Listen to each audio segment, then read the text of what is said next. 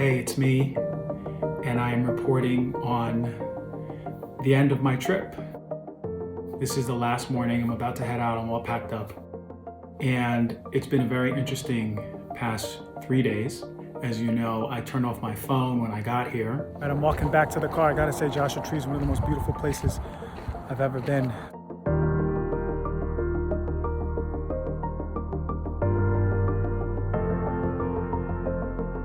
I was able to go up atop one of those, breathe a little bit, journal, write a play, all this amazing stuff, all because I got to get silent.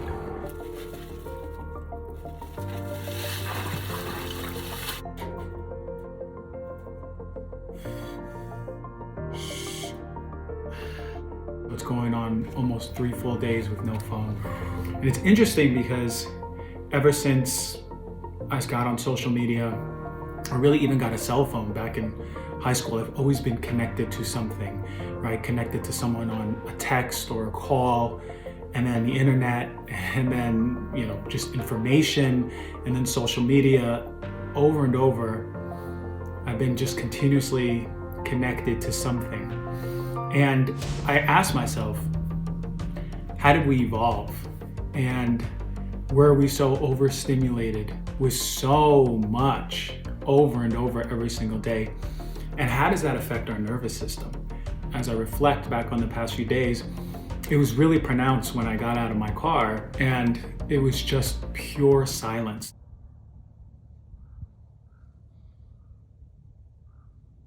I live in Los Angeles. There's no such thing as silence, and there's always a buzz.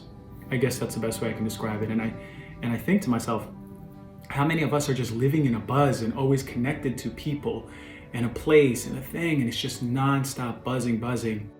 What a relief it was to my nervous system when I pulled up here and got out of the car. I felt it immediately. It was like head, body, legs, feet, and it was just off. My nervous system just went zzz. And it was incredible, that feeling. What I found is that when we give ourselves that time to just turn off, when we give ourselves that time to be alone in solitude, right? How many of us are uncomfortable with silence? So one of the big reasons I came here is because I hated being alone. It was much more pronounced years ago, and I've worked through a lot, especially living in the mountains, as many of you may know. But there was still discomfort in being alone. And I was driven to come here in order to push myself into that discomfort and find out what it is to be alone and what comes up. And inevitably, everything comes up. A lot of what you don't want to look at comes up. So I found myself here with my nervous system all relaxed, being inspired first and foremost. Creativity was just coming up. I mean, I had this little brown journal with me, and it was almost in every room I was going, because in the middle of cooking, I just get this crazy creative new perspective on something I should do or how I can present.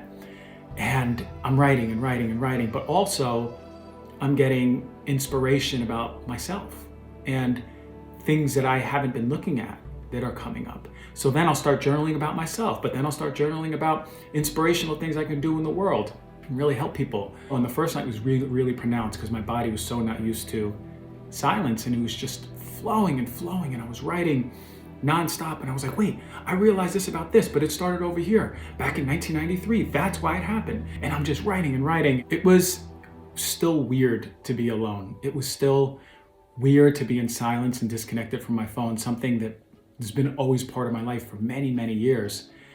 But waking up by myself, without my phone, in nature, with its healing properties, right? Hearing animals, sounds, it's telling my nervous system that it's safe. So for the past 3 days, I got a full reset of my nervous system.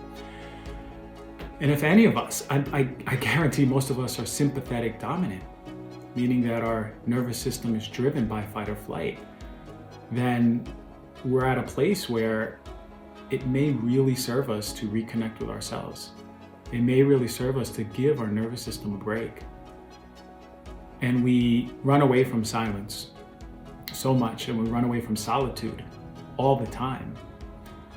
But the irony is that in that very time, in that very moment of silence and solitude, you allow your nervous system to relax.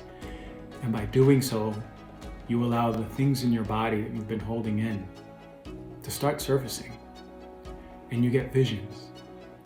Sometimes you hear things. Sometimes you remember things. But it's simply your body integrating what you've been holding it back from integrating. And sometimes it's scary.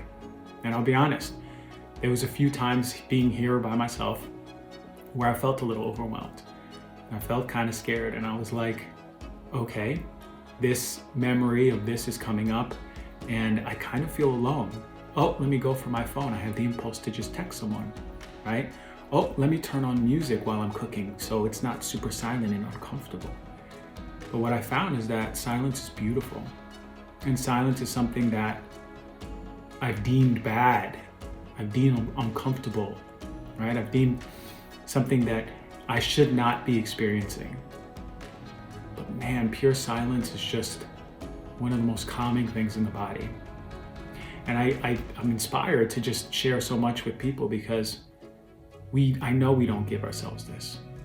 And I would say if you have the luxury or even the opportunity to spend some time alone, away from home, away from family, in an uncomfortable situation, but giving yourself that space to reconnect with yourself, there's nothing greater we can do.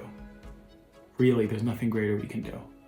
Because we're coming back to ourselves, right? And we're forgiving, and we're letting go, and we're remembering, we're crying, we're screaming, we get angry.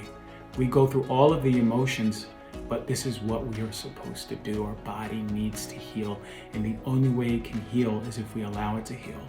And really, the only way we allow it to heal is when we get out of here and get back into here. And silence, solitude is such a beautiful way of doing it. What an honor it was to share this with everyone. I really hope I've inspired some of you to do the same for yourself.